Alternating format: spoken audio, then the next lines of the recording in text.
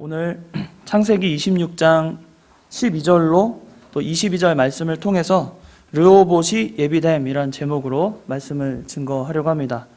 오늘 이야기는 이삭의 이야기입니다. 아브라함을 통해서 하나님께서 언약의 자손으로 또 약속의 자녀로 백세에 낳은 그 이삭의 이야기입니다. 이삭은 지금 먼저 이삭은 그 그랄로 가기 전에 부엘라 헤로이라는 지역에 거주하고 있었습니다.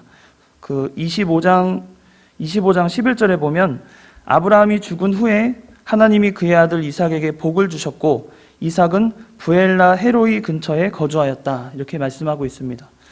부엘라 헤로이라는 지역은 이삭이 리브가를 만난 지역이기도 합니다. 그리고 하갈과 이스마엘에게 하나님이 위로해 주신 장소이기도 하고 이 근처는 가데스 바네아라는 지역의 근처의 우물입니다. 그러니까 이 이름 자체도 부엘라 헤로이라는 이름 자체도 우물이란 뜻입니다. 하나님이 감찰하시고 지켜보시는 우물, 그런 뜻을 가지고 있는 우물이기 때문에 이삭이 이곳에 거주하고 있었고, 근데 그곳에서 아브라함 때와도 같이 아브라함이 가나안 땅에 있을 때 첫 해에 흉년이 들었잖아요. 흉년이 들고 나서 그 흉년 때문에 믿음 쓰지 못하고 하나님이 머물라고 했는데 머물지 않고 그 애굽 땅으로 내려갔다가 큰 낭패를 보고 그런 경험이 있습니다.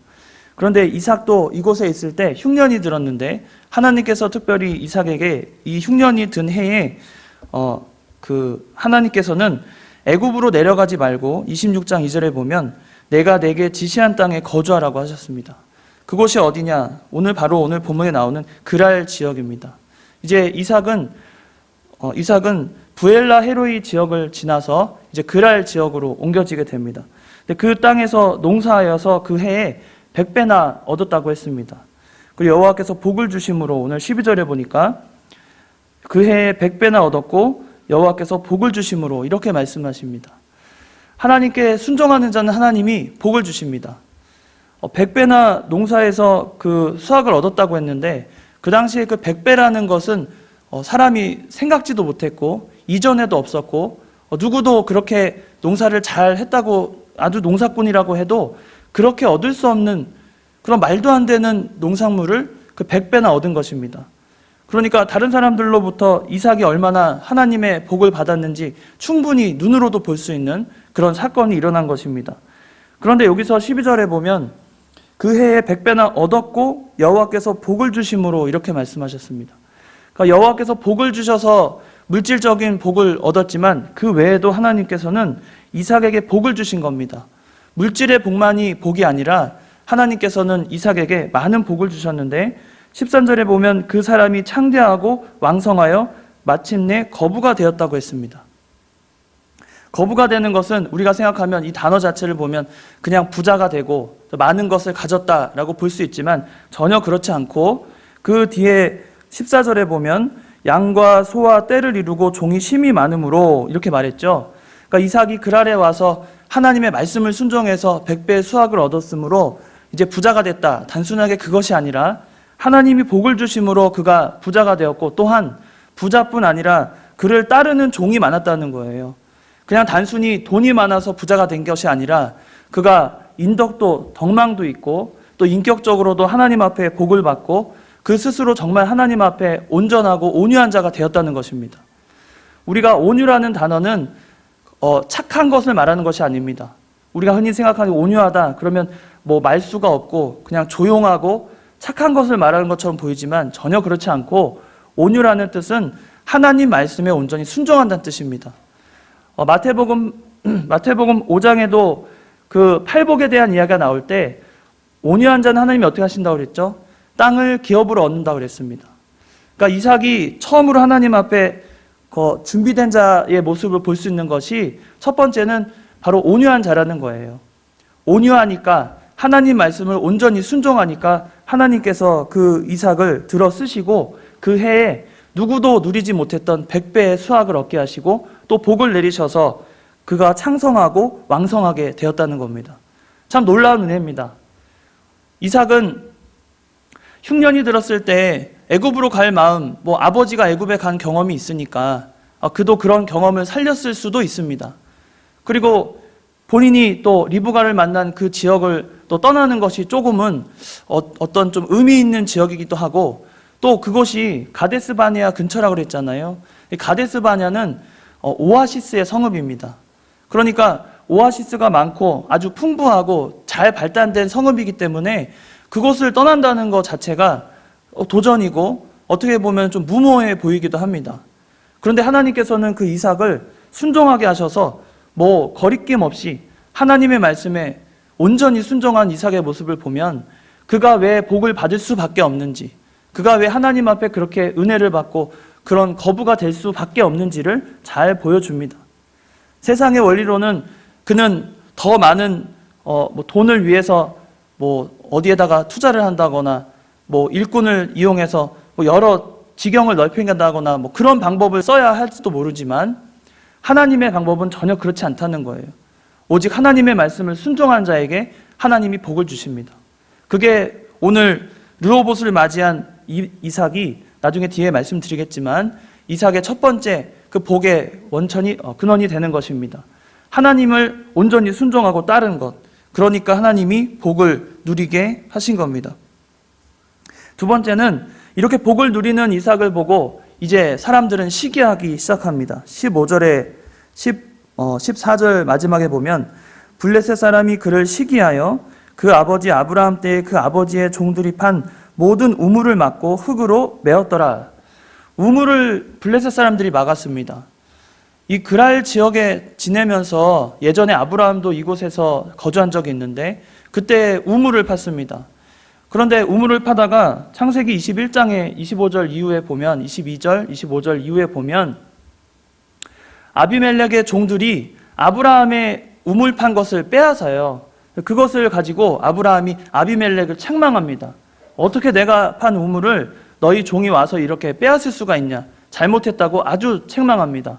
그때 아비멜렉이 자기는 전혀 몰랐던 사건이 이야기고 화내지 말라고 이렇게 하죠. 그랬더니 아브라함이 7마리 양을 잡아다가 그 앞에서 아비멜렉과 언약을 맺습니다. 그러면서 그 우물에 맹세를 하거든요. 그래서 그곳의 우물이 부엘세바가 됩니다. 지금 지내고 있는 그 그랄에서 35km 정도 떨어져 있는 지역인데 나중에 이 부엘세바 지역 아주 유명한 지역이 되죠. 이스라엘의 그 국경을 말할 때 단에서부터 부엘세바까지 이런 표현을 성경에서 참 많이 하거든요. 여호수아 때 이 지역을 점령하기도 했지만, 그래서 이 부엘세바에서 아브라함이 이렇게 우물을 판 기억이 있습니다. 근데 부엘세바까지 이르는 지역에, 그랄 골짜기에서 부엘세바까지 이르는 지역에 참 그 우물을 팔 만한 그런 수원지가 참 많았던 것 같습니다. 그래서 그곳에서 보통은 뭐 농사도 짓지만 농사에 물이 얼마나 필요해요? 얼마나 중요합니까? 뭐 유목도 필요하고 양과 소를 기르기 위해서는 물이 정말 필요한 곳입니다. 그래서 우물을 차지하는 것이 굉장히 중요한 일이었는데 그 당시만 해도. 그리고 아브라함이 그래서 부엘세바에다가 에셀나무를 심어요. 에셀나무라는 걸 심어가지고 거기가 아브라함이 판 우물이다 표시를 합니다. 그러니까 우물을 한번 이렇게 개간을 하고 우물을 이렇게 판 자가 거기다가 에셀나무를 심어요. 보통 기념수를 심는 거죠. 그리고 거기에 아브라함이 심었다고 아브라함이 판 우물이라고 표시를 합니다. 그 이야기가 이제 그 앞에 21장, 22장에 나오는데, 그렇게 해서 아브라함이 그 우물을 파고 종들을 시켜서 거기서 농사도 짓고 이제 가축들을 기르게 되는 거죠. 근데 그 우물을 이삭이 좀 이용하려고 또 했는데 이 블레셋 사람들이 이삭을 시기함으로 아브라함이 그 아버지 종들을 위해 아브라함 때에 그 아버지의 종들이 판 모든 우물을 막고 흙으로 메꿔버립니다. 시기하니까 그런 거예요. 자기 우물 아닙니다. 자기가 판 것도 아니고 그냥 시기심이 나와서 질투하고 또 이삭이 잘 되지 않게 하려고 우물을 메꿔버린 겁니다. 이때에도 아마 이삭은 좀 화를 내고 어떻게든 뭐 싸우고 뭐 그렇게 할 수도 있지만 이삭은 거기에 요동하지 않습니다. 그리고는 어떻게 하냐면 16절에 보면 아비멜렉이 이삭에게 또 떠나라고까지 해요. 떠나라는 겁니다. 여기 거하지 말라는 겁니다. 우리보다 강성하니까 이제 떠나라는 거예요. 실컷 아버지가 파놓은 우물도 있고 또 여러 가지를 생각했을 때 이제 정착을 할 때쯤 되었고, 이제 거부가 되어서 누구 하나 이삭을 통해서 참 많은 사람들이 모여들고 있는 이 시점에서 아비멜렉이 떠나라는 겁니다. 참 인간적으로는 참 억울하기도 하고 참 속상하기도 하고 내가 잘못한 거 없는데 왜 그럴까 이런 생각이 참 들 겁니다. 그런데 이삭은 거기에 대해서도 뭐 다투거나 뭐 하지 않고, 또 아브라함 같은 경우는 만약에 아비멜렉과 이런 일이 있을 때 자기 그 아비멜렉 종들이 블레셋 사람들이 그 우물을 막은 것을 가지고 또 책망하고 막 그랬을 것 같은데 이삭은 그러지도 않습니다. 그러지도 않고는 이삭이 그냥 17절에 보니까 그곳을 떠납니다. 그리고는 골짜기로 들어가요. 그럴 골짜기에 장막을 치고 거기에 거류합니다. 그리고는 그 아버지 아브라함 때 팠던 우물들을 다시 팝니다. 이제 다시 시작하는 거예요. 처음부터 시작하는 겁니다. 거부가 되고 많은 것을 가졌지만 이제 처음부터 시작하는 겁니다. 그런 마음으로 이삭이 그렇게 우물을 파게 됩니다. 그리고는 그 우물을 파고는 아버지의 이름으로, 아버지가 부르던 이름으로 부릅니다. 참 이삭이 아버지를 생각하는 마음이 참 좀 그 특별한 걸 알 수 있죠. 또 이것은 아브라함이 불렀던 이름으로 불렀던 것은 또 하나님이 뜻하시기도 한 겁니다. 하나님이 도우시고 역사하시는 그 역사를 아브라함이 알고 또 이삭도 안 겁니다. 또 믿음의 계대가 잘 이어진 걸 보여주는 거죠. 그냥 우물의 이름을 아버지의 이름으로 불렀다고 해서 그냥 뭐 기념적으로 그런 것이 아니라 하나님이 여기까지 역사하시고 언제나 하나님이 동행하신다는 것을 이삭이 신앙적으로 고백한 겁니다. 아버지가 믿었던 아버지가 힘써 노력했던 것, 또 그것을 하나님이 허락하시고 역사하심을 이삭도 받아들이고, 하나님이 함께 하셔야 내가 잘 된다. 하나님이 함께 하시니까 내가 창성하다. 또 하나님이 함께 하시니까 두려움이 없다.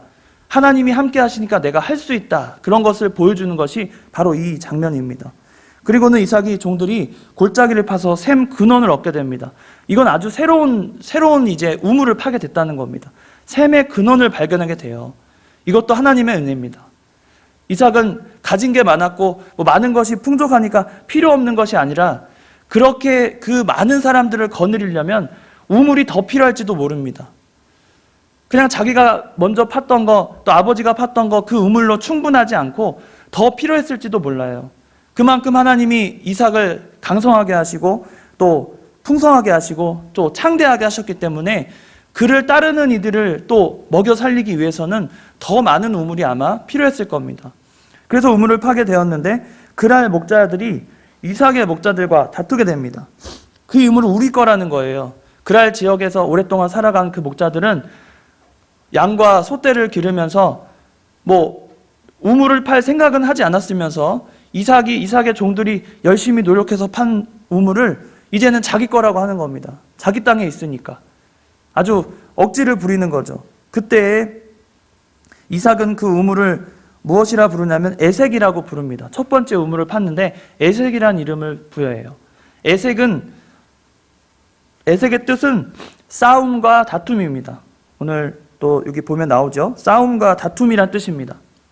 거기서 그랄 목자들과 다퉜기 때문에 다툼이란 이름으로 에색이라는 이름을 갖게 됩니다. 그리고 21절에 그리고는 거기를 지나가 떠나서 또 다른 우물을 팝니다. 그들이 거기서 또 싸워요. 또 싸우니까 그 이름을 신나라고 합니다. 신나는 다투다, 싸우다, 또 대적함 이런 뜻으로 쓰입니다. 싸우고 다투고 대적하고, 이삭은 아마 마음으로는 인간적으로는 그럴 법도 합니다.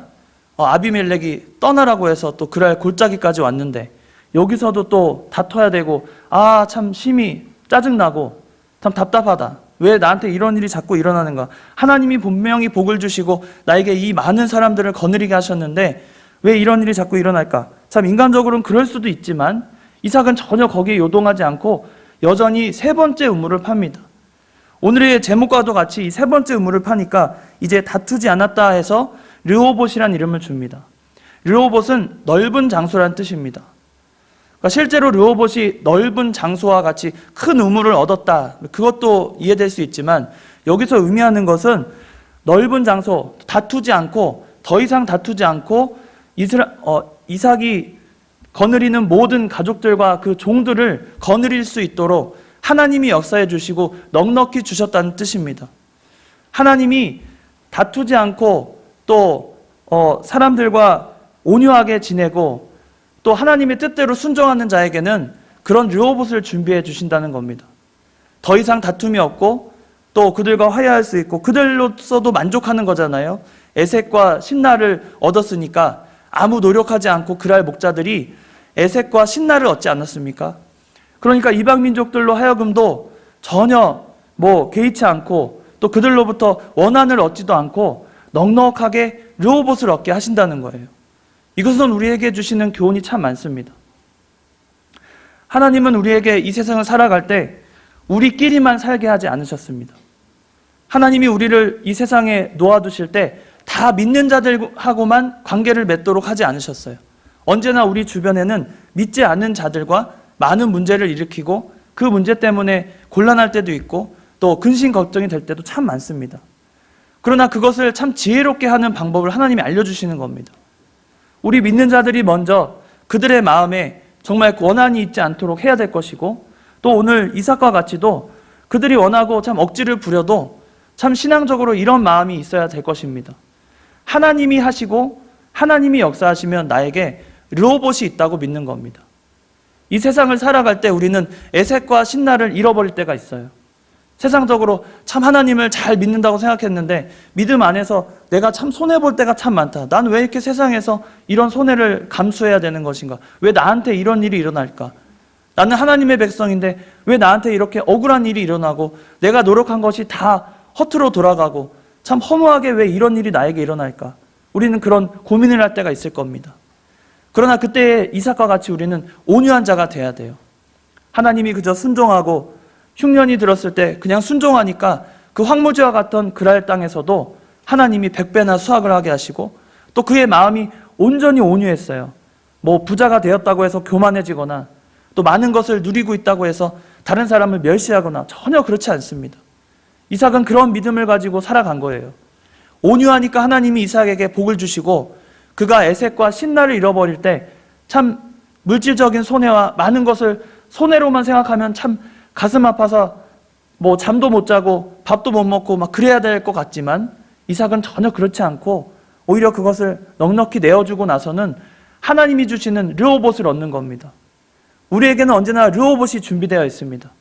하나님이 우리에게 르호봇을 예비하신 거예요. 르호봇은 누구나에게 넉넉히 줄 수 있는 마음과 또 하나님의 크신 역사가 있는 곳입니다. 우리는 우리 스스로가 너무나 인간적으로 너무 편협한 생각에 빠져 있을 때가 참 많습니다. 물질적으로 손해보면 그걸로 인해서 심적으로 많은 고통을 겪지요. 또 인간적인 관계, 인간의 관계에 있어서 좀 실망하고 많이 마음의 상처를 받을 때가 참 많습니다. 그런데 우리는 그때 신앙적으로 생각하지 못해요. 이런 여러 고민이 왔을 때 우리는 좀 더 많이 믿음으로 생각해 보면 하나님은 그런 걸 통해서 우리를 성장시키시고 더 넓은 장소, 하나님의 역사가 더 큰 역사가 일어날 르호봇을 우리에게 예비하셨다는 겁니다. 우린 이것이 참 소망이 되고 희망이 되어야 할 것입니다. 이삭이 르호봇이 자기에게 주어질 걸 알았다면 아마 에색과 신나를 줄 때 그냥 아무렇지 않았을 거예요. 자기는 르호봇이 있으니까. 그런데 하나님이 르호봇을 예비한 것을 미리 알려주지 않으시거든요. 에색과 신나를 빼앗긴 난 후에 르호봇을 주십니다. 이것도 우리에게 주시는 교훈이 많아요. 우리가 미래를 안다면 아마 신앙생활 참 재밌을 겁니다. 우리가 미래에 대해서 어떤 하나님이 주실 것을 다 안다면 미래에는 어떤 걸 가질 거니까 지금의 고난 아무것도 아니야 이렇게 느낄 거예요. 그런데 하나님은 절대 우리에게 미래를 단번에 알려주시고 예비된 것을 한 번에 딱 보여주시면서 이렇게 하지 않습니다. 왜냐하면 우리는 그렇게 하면 아마 교만하고 자만해서 하나님을 찾지 않기 때문이에요. 아마 우리가 하나님께 받을 은혜가 이미 준비가 잘 되어 있고 그것을 하나님이 눈으로 보여주시면 우리는 잘됐다 그리고 별 생각 없이 살 겁니다. 그런데 고민하고 또 슬퍼하고 고난당하고 그런 것을 하나님이 허락하신 이유가 있다는 거예요.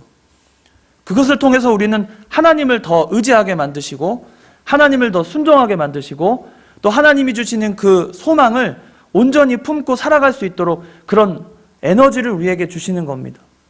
하나님이 그런 믿음의 에너지를 주시니까 이삭도 계속 온유할 수 있는 겁니다. 하나님이 하실 거니까. 하나님이 그랄에서 그랄로 인도하신 때는 뜻이 있었고 그 뜻을 이루어서 나를 이렇게 100배의 수확을 얻게 하신 것도 하나님이 하셨다. 이삭은 이미 정말 그 믿음의 그 깊이라는 것은 우리가 정말 상상할 수 없는 것 같습니다. 아버지 아브라함 때로부터 100세에 낳은 자식이잖아요. 그리고는 번제로 드리라고 했을 때 이삭의 그 상태도 보면 그 믿음의 상태라는 것은 참 우리가 정말 가히 상상이 할 수 없는 그런 상태입니다. 아브라함이 아무리 말을 안 했고 어떤 상황 설명이 없이 이삭을 데려갔을 때도 이삭 아무 불평하지 않고 자기가 번제로 드려진다는 그 찰나에도 아버지 나이 든 아버지 그 힘으로 못 이기겠어요? 온전히 자기가 순종하고 기꺼이 그 말씀에 순종하는 모습을 보면 이삭이 참 약속의 자녀, 하나님이 얼마나 위대한 자로 그를 족장으로 세우시려고 이삭을 만들어 가셨는지 우리 단편적으로는 알 수 있습니다. 근데 오늘 본문에도 이삭은 나이가 들었었고 결혼을 하고 자녀가 있고 또 그 많은 종들을 거느리고 있는 또 덕망이 있는 자로 자라날 때 그는 이런 온유한 자로 성장했다는 겁니다. 하나님의 참 큰 축복을 받은 거죠. 그의 모습을 봤을 때 그가 에색과 신나라는 참 힘들게 얻은 그 우물을 기꺼이 내줄 수 있는 믿음이 있었다는 겁니다. 우리도 그런 믿음이 있어야 합니다. 우리가 세상에서 손해볼 때 참 많죠. 사기꾼도 많고 참 더러운 세상, 참 살맛없는 세상, 참 위법하고 참 이런 세상에 우리가 사는 것처럼 느껴질 때 참 실망하고 낙심될 때 참 많습니다.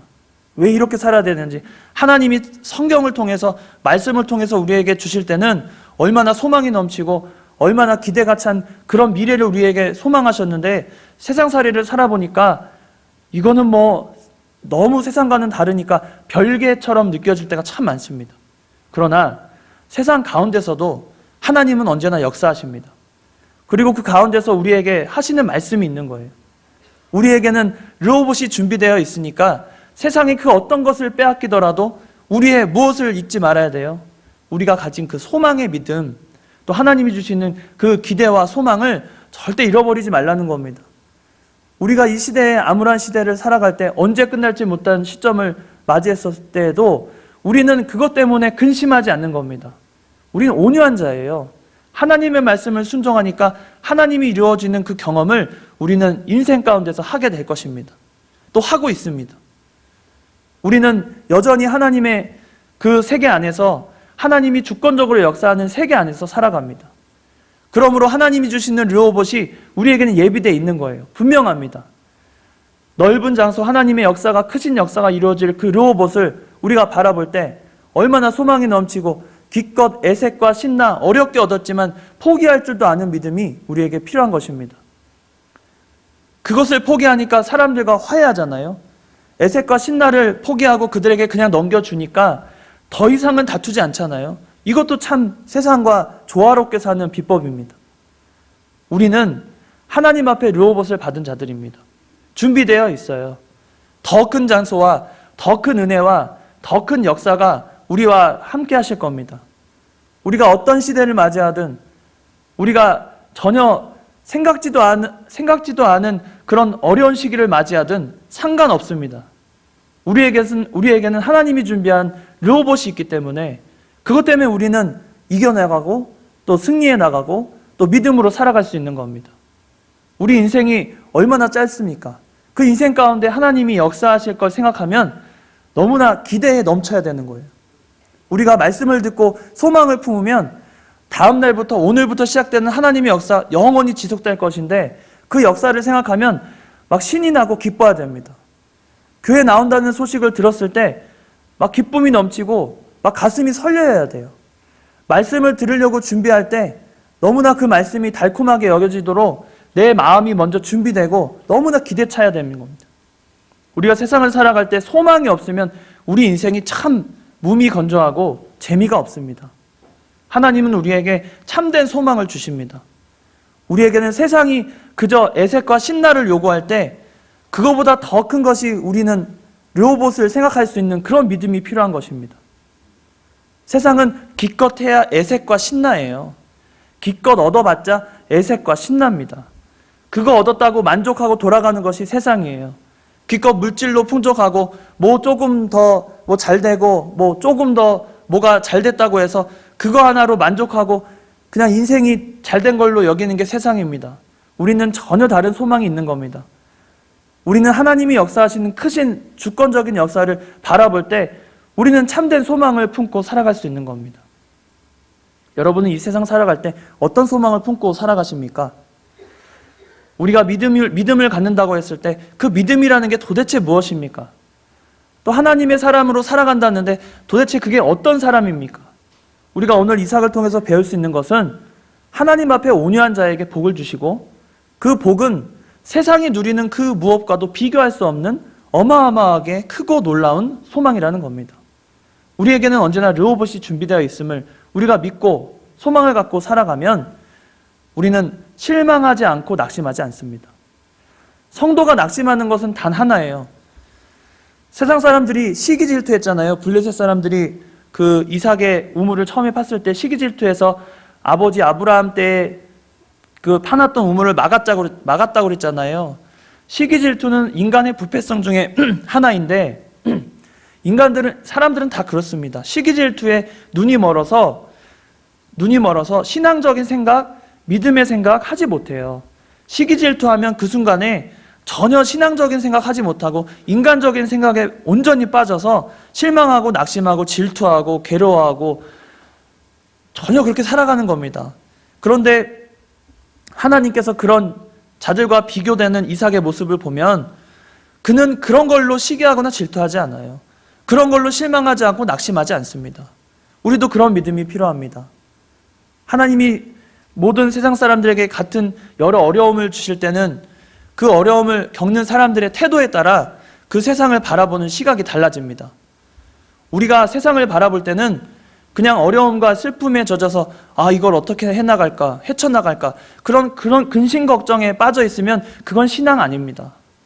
우리의 신앙은 항상 하나님께 초점이 맞춰져 있는 거예요. 이 세상의 주권자가 하나님이시고 믿는 자들에게 하나님뿐만 아니라 믿지 않는 자들에게도 역사하시는 분이 하나님이신데 그 주권자 하나님께서 나를 사랑하시고 나를 택하시고 이 세상에 살게 하셨는데 나를 그냥 못 살게 구실까? 전혀 아니라는 겁니다. 하나님이 우리를 얼마나 사랑하시면 어떤 시기와 어떤 시대적인 어려움이 왔을 때도 우리가 한 번도 가슴속에 하나님에 대한 소망을 끊어본 적이 없어요. 인류 역사상.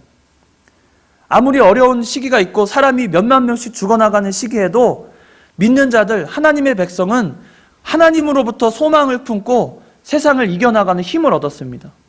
우리도 마찬가지입니다.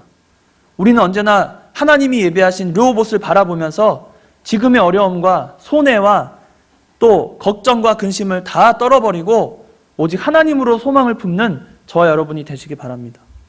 하나님이 르호봇을 준비하셨습니다. 하나님은 더 크신 역사와 은혜로 우리와 함께 하실 겁니다. 모든 소망을 하나님께 두고 이 세상을 승리하고 또 낙심하지 않고 이겨나가는 저와 여러분이 다 되시길 주의 이름으로 축원합니다. 다 같이 기도하시겠습니다. 거룩하신 아버지 하나님, 은혜와 사랑을 참으로 감사합니다. 저희는 언제나 연약해서 이렇게 세상의 눈에 보여지는 것 때문에 실망하고 좌절하고 낙심하고 참으로 흔들릴 때가 많이 있습니다. 그러나 하나님께서는 그런 저희들을 붙잡아 주시고 르호봇을 예비하셨다고 애색과 신나를 잃어버려도 전혀 실망하지 않고 하나님을 찾도록 역사하시니 감사합니다. 우리가 가진 이 소망을 하나님 끝까지 붙잡게 하시고 하나님으로 만족하고 하나님이 되게 하시면 되는 줄 알고 하나님만 의지하는 저희가 다 되도록 역사하여 주시옵소서.